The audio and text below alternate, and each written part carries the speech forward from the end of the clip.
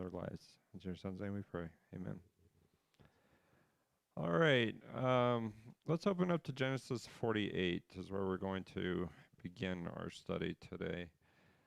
Um, as we come to this point in the book of Genesis, we are reaching the end of the book um, of the story of Jacob and his favored son Joseph. More specifically, chapters 48 and clear through 49 of Genesis are chapters where the author records the final days of Jacob, also known at this point in the book as Israel. I was really hoping to conclude this class in Genesis today, but just the amount of material that we still have to cover, it's important. So I'm not going to be able to do that, but that's okay. I know you guys don't mind.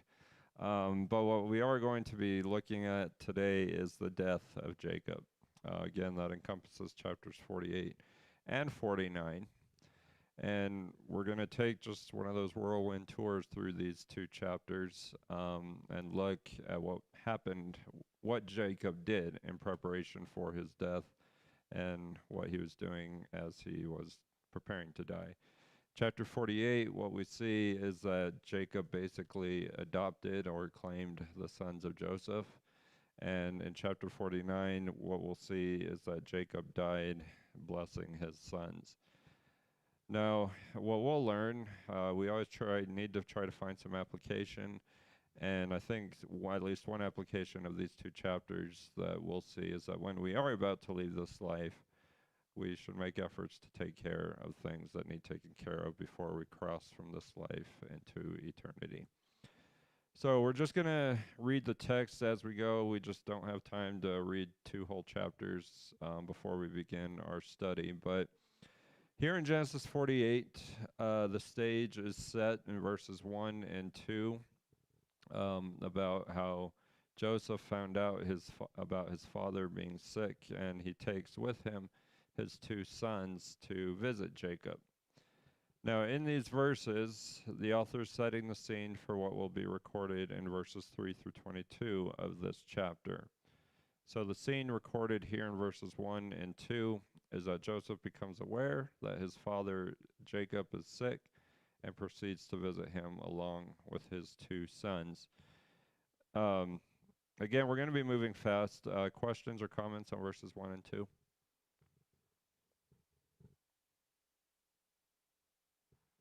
All right. So the stage is set. Verses 3 and 4.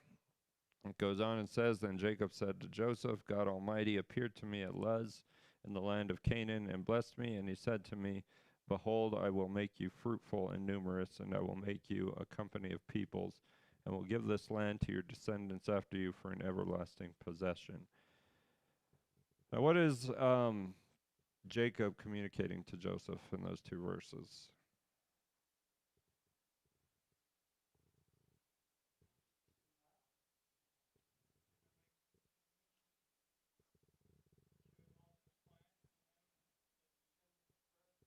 Okay, and what does that take our minds to? The the promised land, absolutely. So it's all going back to that promise that God originally made to Abraham, that Abraham would be the father of a long line of descendants, but that would occur ultimately through Jacob. Now, also, we talk about stage setting. This verses 3 and 4 are also another stage setting section where what Jacob says to Joseph here is the basis for what he'll go on to say concerning Joseph's sons in verses 5 through 22. Any other questions or comments on verses 3 and 4? Okay, this is stuff we've already hashed out, so yes, it is pretty straightforward. So going on into verses 5 through 7, the Jacob's words to Joseph in verses 5 through 22 can be broken down into smaller sections. The first of those sections being verses 5 through 7, where he says, Now your two sons who were born to you in the land of Egypt, before I came to you in Egypt, are mine. Ephraim and Manasseh shall be mine, as Reuben and Simeon are. But your offspring that have been born after them shall be yours. They shall be called by the names of their brothers in their inheritance. Now as for me, when I came from Paddan, Rachel died to my sorrow in the land of Canaan on the journey, when there was still some distance to go to Ephrath, and I buried her there on the way to Ephrath, that is Bethlehem. Now, what's Jacob going to do according to these verses, verses 5 through 7? What's his plan? As his. So, yeah, he's basically adopting Joseph's two sons, is the idea. Now, that simple fact is seen in verse 5, where Jacob compares his own sons, Reuben and Simeon, to the two sons of Joseph, Ephraim and Manasseh. Now, another evidence we have that Jacob plans to adopt Joseph's two sons is in verse 6, where we read that even though these are the Joseph's sons, Jacob says that they shall be called by the names or name of their brother's inheritance. Now, that's a way of saying that Joseph's two sons would receive a portion of Jacob's inheritance upon his passing. Now, with that in mind, in verse 7, what else does Jacob do? What does he remind Joseph about?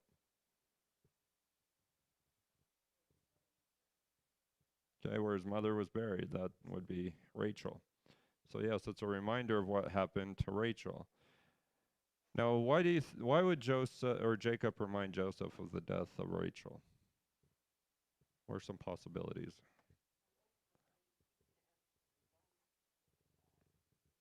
Yeah, ultimately he will, and we'll see that more in chapter 49.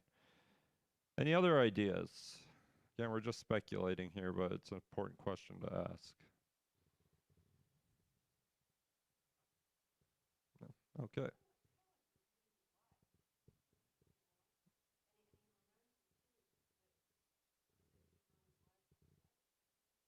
Okay, so yeah, he's possibly reviewing his life here.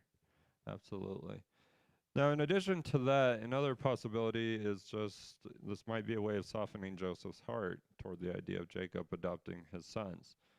But also, part of the idea here that he's also helping Joseph to see is Joseph's sons are also Jacob's sons, in a manner of speaking, because they're the grandchildren. So, these are all some reasons why Joseph would want, or Jacob, sorry, I keep using the names interchangeably, Jacob would want to adopt Joseph's sons. That's a lot of information. Any questions or comments on verses 5 through 7?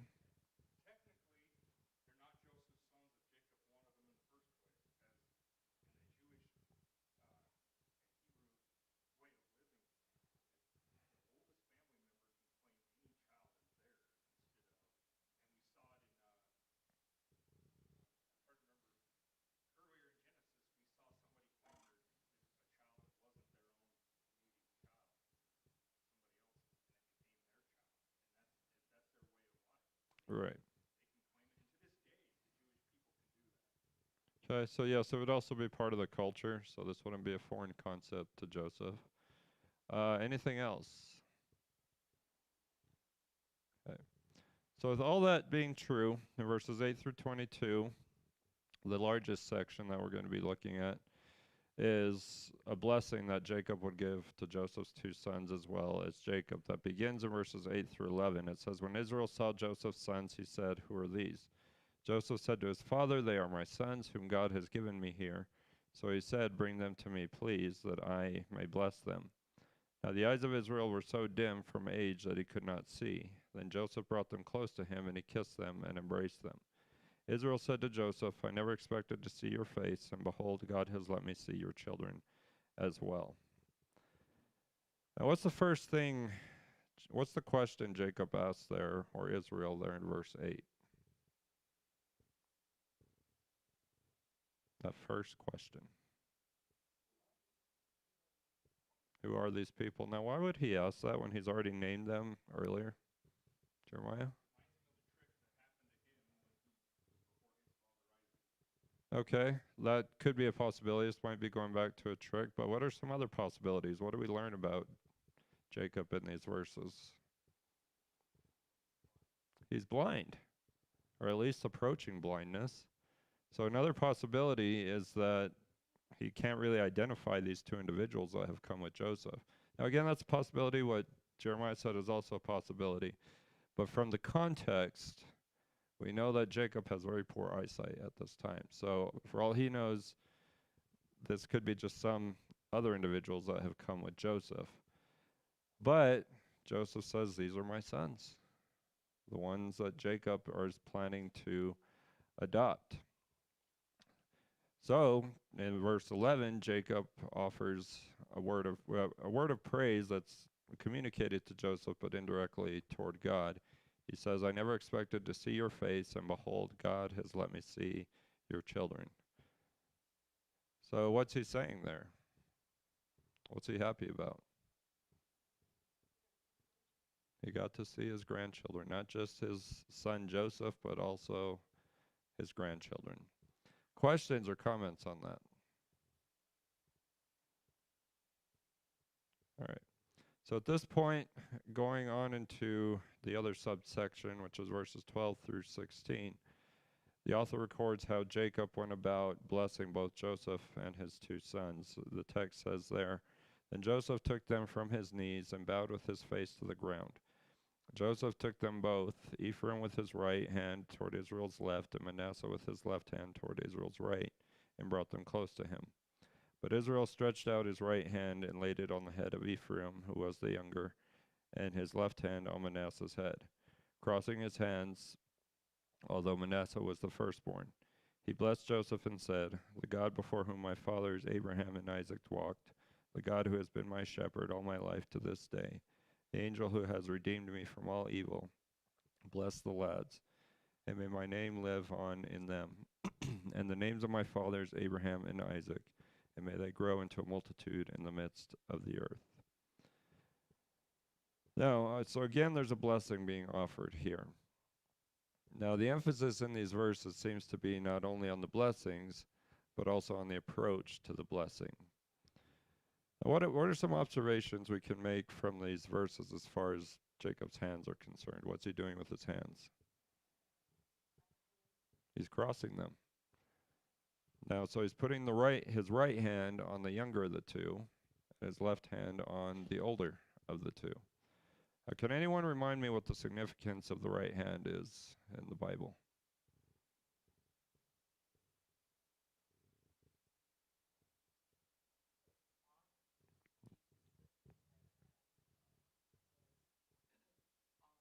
It's honor. Same idea here. Now, this is obviously speaking of physical terms here. There's the right hand on the younger, left hand on the older. So, they're placed in opposite directions. Now, from the context, one reason this is the case is because Joseph, he had specific intentions for the blessing that would be received. But Jacob has the opposite intentions. And so he offers this blessing for the younger. So it's the picture here is that the younger would receive more honor than the older. Completely opposite to what the culture normally dictated. Questions or comments on that? Okay, so before we leave this section, just going back through the blessing here, this again just repeats the promise that has already been established to Abraham, Isaac, and Jacob. There would be a long line of descendants. Now, with that being true, in verses 17 through 19, what's Joseph's response to what Jacob has done?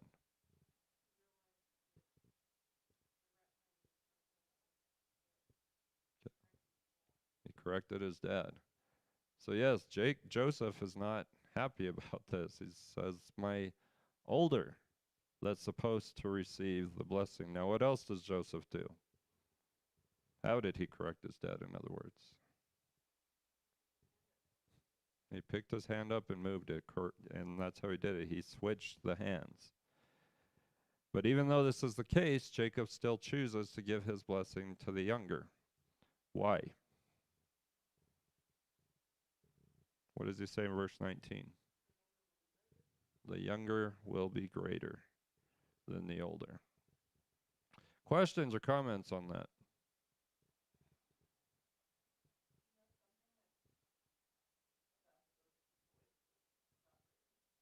He has some kind of knowledge just based on, and yeah, the extent of Jacob's knowledge is not all recorded for us in Scripture, but the emphasis here seems to be on the promise. So that's a good question. There are a lot of things in Scripture that we wish we would know, but don't, because they're not recorded. Anything else before we get to verses 20 through 22?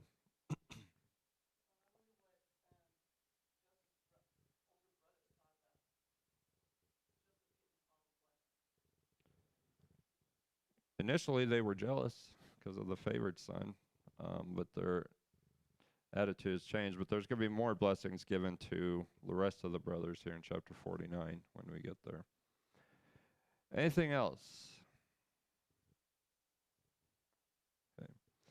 So, coming into verses 20 through 22, the chapter concludes with a summarized version of the blessing that Jacob gave to Joseph as well as to his two sons. It says, He blessed them that day, saying, By you Israel will pronounce blessing, saying, May God make you like Ephraim and Manasseh. Then he put Ephraim before Manasseh. Then Israel said to Joseph, Behold, I am about to die, but God will be with you and bring you back on the land, to the land of your fathers. I give you one portion more than your brothers, which I took from the hand of the Amorite with my sword and my bow. Now, as we read these verses, one thing we notice is that the blessing Jacob gives to Joseph's sons is a blessing that deals with the fact that if Ephraim would come before Manasseh, and that Joseph would return to the land of his fathers. Now, with that in mind, the blessing Jacob gives here is a blessing that predicts something. What's it predicting? What's going to happen in the future?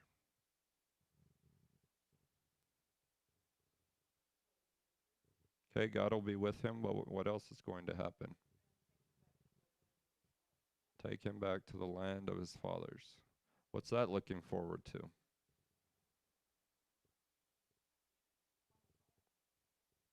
And where do we read about that?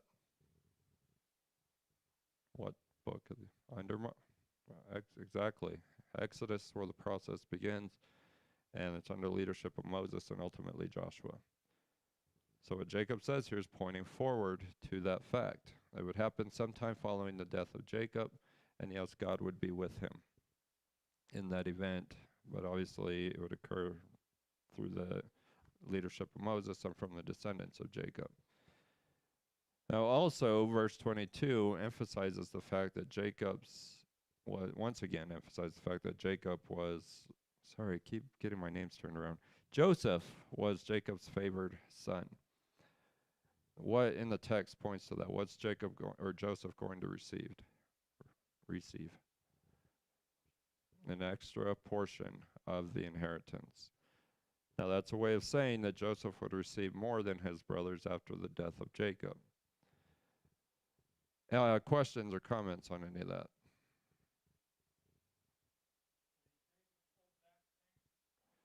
I don't know that he held back. He didn't hold back things. He just gave a little bit more to Joseph.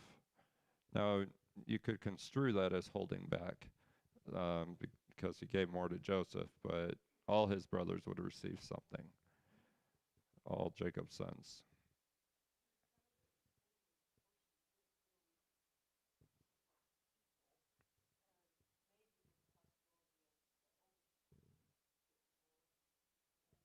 Yeah, and Reuben was Jacob's oldest. Joseph was among the younger brothers. So, that takes us through chapter 48. Jacob died claiming his sons. Now, this ends with blessings being given. That's what's going to segue into chapter 49. But Jacob intended to adopt Joseph's sons. As a result, Jacob would give a blessing to Joseph's sons, and that would function as a promise that they would return to the land of their ancestors with God's presence being with them. So that brings us into chapter 49. Now this chapter is introduced in verses 1 and 2 with the author recording. Then Jacob summoned his sons and said, Assemble yourselves that I may tell you what will befall you in the days to come. Gather together and hear, O sons of Jacob, and listen to Israel, your father. Now what is Jacob doing at this point with his sons?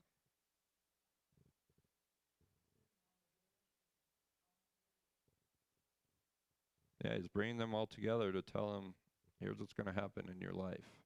Now, this tells us that Jacob had some knowledge of their future to a degree. So Jacob brings all his sons together in order to tell them what their future will hold. Now, with that being the case, what Jacob would go on to say to his sons functions as a sort of prophecy, a message concerning what was to come in their lives. Now, one reason we can assume this is because the phrase "in the days to come," it's a phrase that could be literally translated as "in the end of the days." And it's a phrase that is often used in prophecies we find elsewhere in the Bible. So, applied here, Jacob is using the phrase to refer to the future events that would occur in the lives of his sons. So again, Jacob had some kind of knowledge that others did not. So that being true, in verses 3 through 27, the author goes on to record the predictions Jacob made concerning his sons. Now, what's Reuben's future hold, according to verses 3 and 4?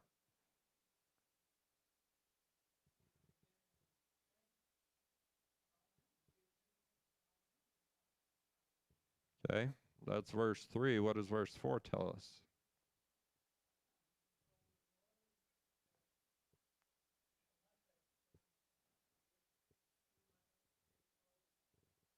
Okay, what does the word preeminence mean? It's another honor word. So Reuben, he's the oldest. He's not going to have honor. Why?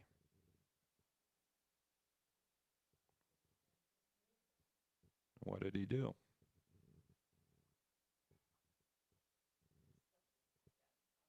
He slept with his dad's concubine. That's Genesis 35, verse 22. He had sexual relations with Bilhah, one of the mothers of Jacob's children. Questions or comments on Reuben? Okay. Verses 5 through 7. What we find here in verses 5 through 7 is kind of a dual prediction, is what I'm calling it, of Simeon and Levi. He puts them both together. He says there, Simeon and Levi are brothers. Their swords are implements of violence. Let my soul not enter into their counsel. Let not my glory be united with their assembly. Because in their anger they slew men, and in their self-will they lamed oxen. Cursed be their anger, for it is fierce, and their wrath, for it is cruel. I will disperse them in Jacob and scatter them in Israel. Now, what do we learn about Simeon and Levi from these verses? What kind of men are they? They're very violent. Yeah, they're not very good men. So what's going to happen to them, according to these verses? It's not good.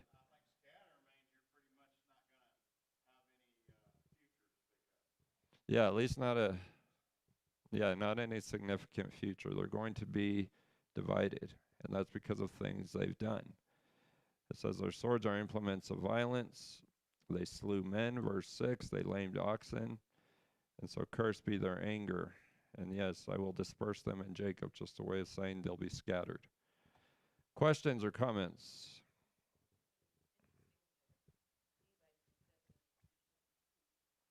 That's true. The priests were the descendants of Levi. Now, another thing we know about Levi over in Exodus through Deuteronomy and so forth, the tribe of Levi did not receive a portion of the land of Israel. Yeah, they did not get to own land. So that might be part of this prediction as well, that they would not receive land. Now, it doesn't specifically state it in the text, but it's possible.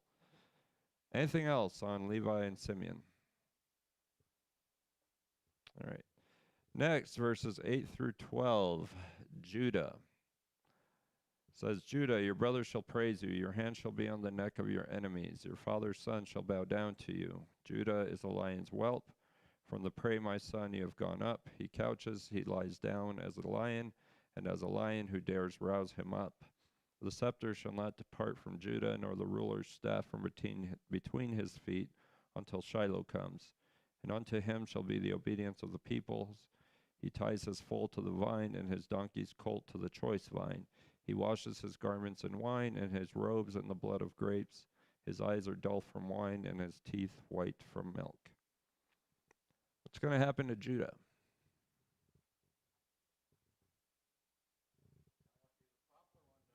Sounds like he's the popular one. That's a way of looking at it. It is very flowery. Okay.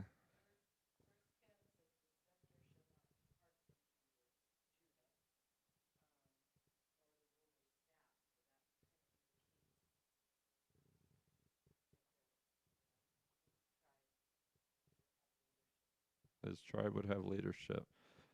Why else is Judah significant that's not specifically told us in these verses? It's Jesus' lineage. A lot of this language has to do with what will be accomplished through Jesus.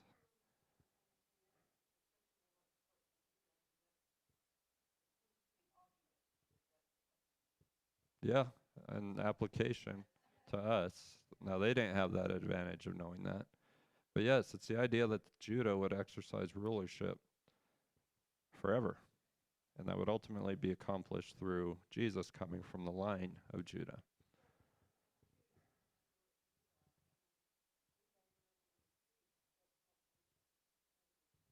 Exactly.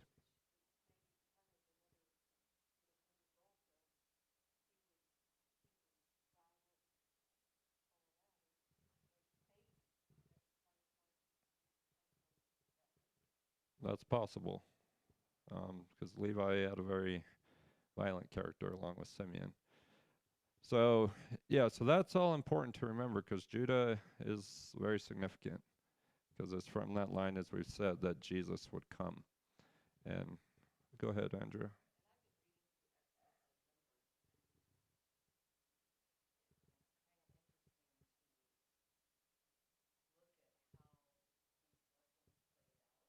Yeah,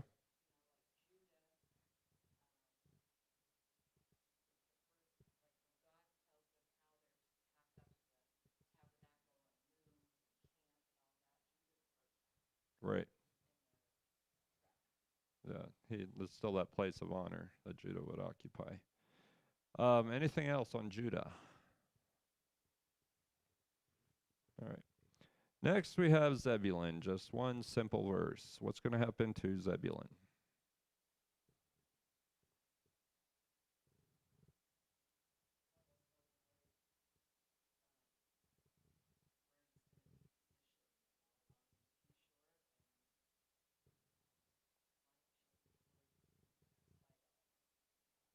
Yeah, Sidon, I think is the correct pronunciation. So yeah, it's not a whole lot to it. Is he's going to live on the seashore? Wherever he's going to live, it's going to be a very popular coastal area for ships to come in and out of. Um, Now I have just a footnote here in my Bible that I'll read really quick. It says, although Zebulun's territory did not border the Mediterranean nor the Sea of Galilee, the tribe was situated to benefit from the important trade route, the Via Maris, traversed by sea traders moving through her territory. So that's just in a nutshell what Zebulun's future would hold. Any other questions or comments on Zebulun? All right. Verses 14 and 15, Issachar says, Issachar is a strong donkey lying down between the sheepfolds. When he saw that a resting place was good and that the land was pleasant, he bowed his shoulder to bear burdens and became a slave at forced labor. Now, what's going to happen to Issachar?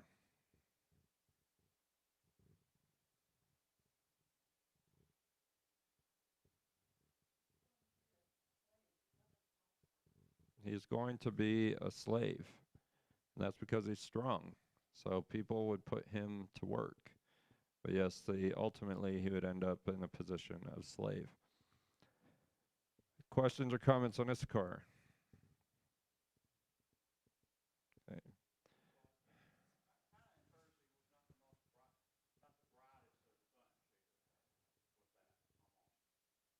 The text doesn't specifically tell us that, but that's possible. Again, uh, what? Go ahead, Don.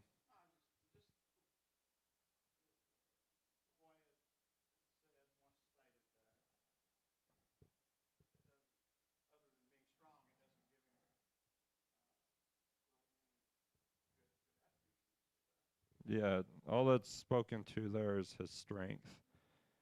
So,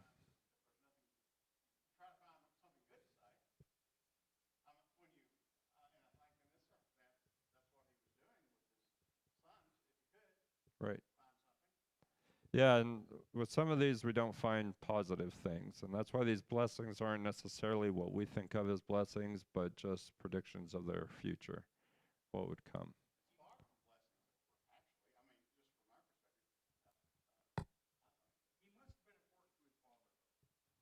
Yeah.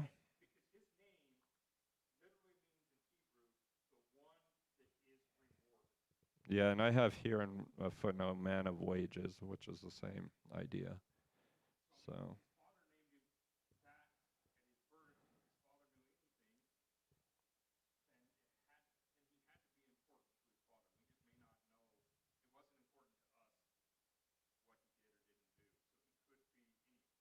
yeah, that's true. There's just a lot the text doesn't tell us other than his strength.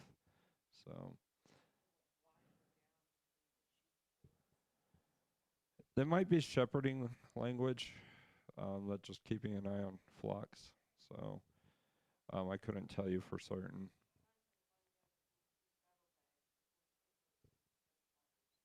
You have campfires there. Yeah, I have saddlebags as well in the footnote. I overlooked that.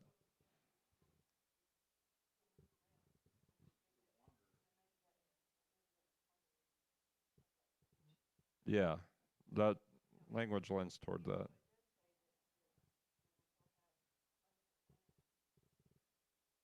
That's true. So, anything else on Issachar? Okay. Next we have Dan. What's going to happen with Dan?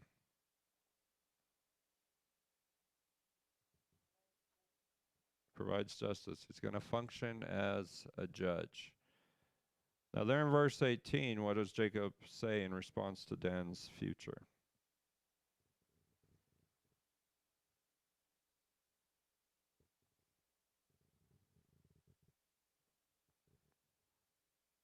What does the text say? For your salvation I wait, O Lord. Now, Dan's going to be a judge. When we think about judges, what book does our Old Testament have about judges?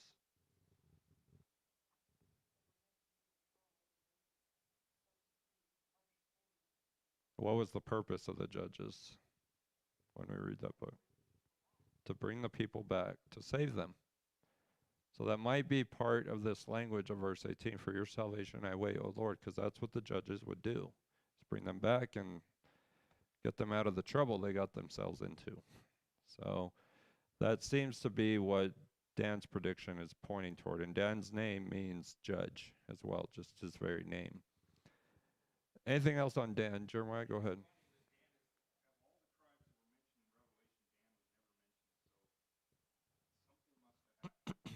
That's possible.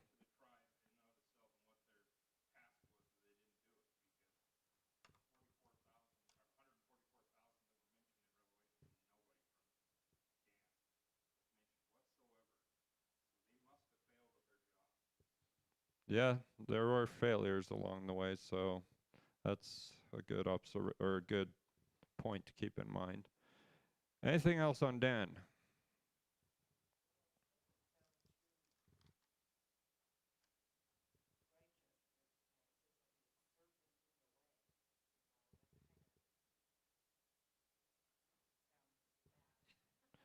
Well, he says he will be the serpent, a horned snake in the path that bites the horse's heels. So it's could be construed as victorious language as well. But it in another footnote I have here in my Bible, it says Dan would later abandon its land allotment and migrate to the extreme north of Israel, and that's Judges 18. Jacob's closing cry expressed hope for Dan in the day when salvation would indeed come to Israel, but it has the same information Jeremiah just shared. He is omitted in the list of tribes in Revelation 7.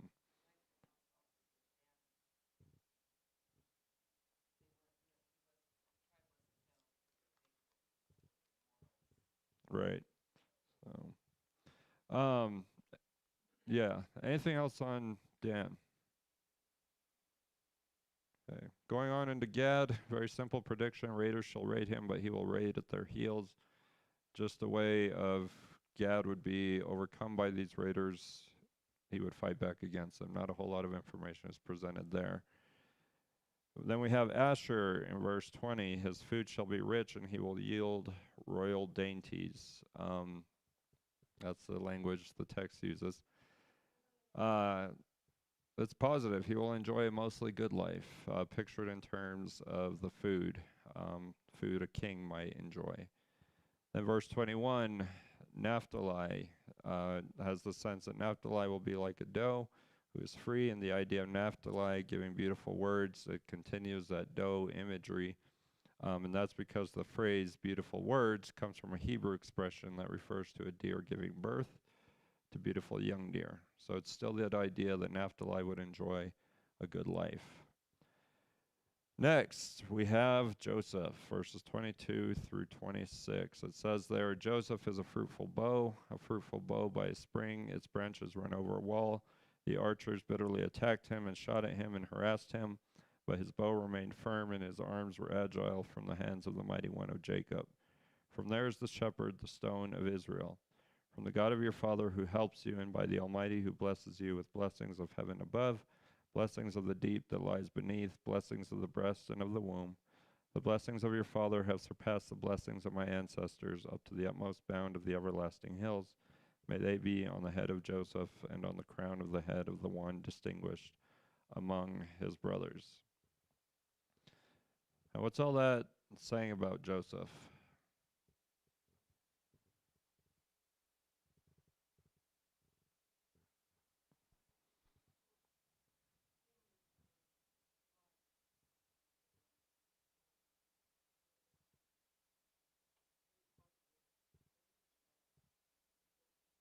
It is positive language about Joseph. What else do we know?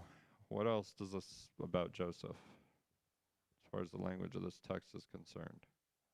What has Joseph been through up to this point, in other words?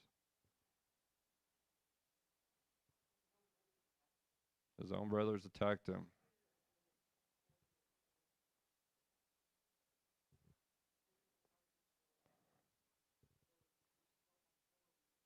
There's exactly. But the main idea here is the fact that Joseph has stood tall through it all. He's experienced very difficult things, and that's all what this is pointing toward. He stood firm in the face of the difficulties, and as a result, he would receive blessings from God. Joseph remained faithful to God through it all, and so he'd receive all these blessings. Questions or comments on Joseph? Okay. Next, we have Benjamin. It says he's a ravenous wolf. In the morning, he devours the prey, and in the evening, he divides the spoil. How is Benjamin referred to here? Okay. He's wild. Well, what's his future going to hold?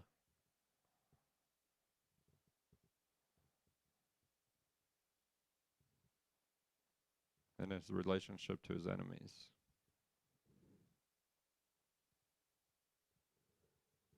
Okay, he's a predator, but it's still the idea that he's going to be victorious over his enemies. And that's seeing the language that he divides the spoil. When we think of spoil, it's loot that's gained from battle. So these are all prophecies about Jacob's sons. They would have very different lives from each other. And when we look forward in the Old Testament, we see that their descendants experienced very different things, all from these 12 sons of Jacob. So finally, in verses 28 through 33, the story of Jacob's death is closed with some final instructions to his sons. Verse 28 records that Jacob's sons are the 12 tribes of Israel, and that Jacob blessed his sons and did so with the blessing appropriate to him. Way of saying that Jacob said to his sons which he deemed appropriate to each of them. Now, with that being the case, in verses 29 through 32, Jacob gives a charge to his sons that deals with where they ought to bury Jacob upon his death. Now, where did Jacob want to be buried?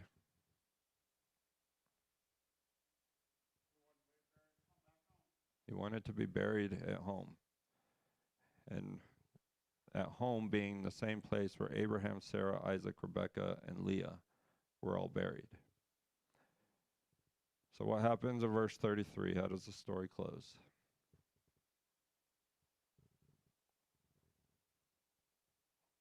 He passed away. The text says, when Jacob finished charging his sons, he drew his feet into the bed and breathed his last and was gathered to his people.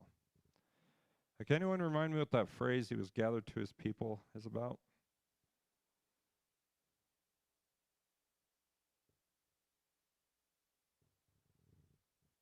We've run into it before.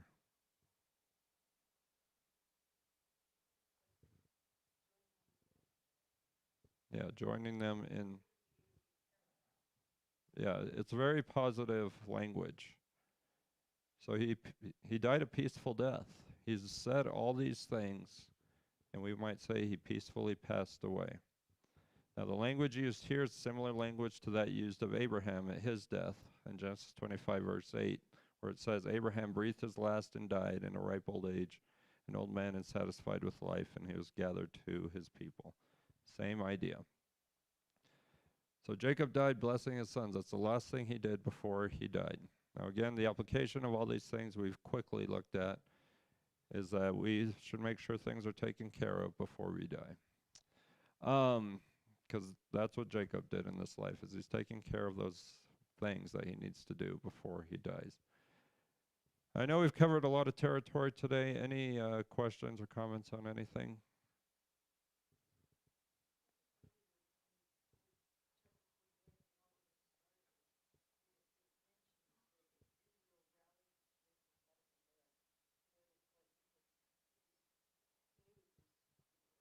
Right.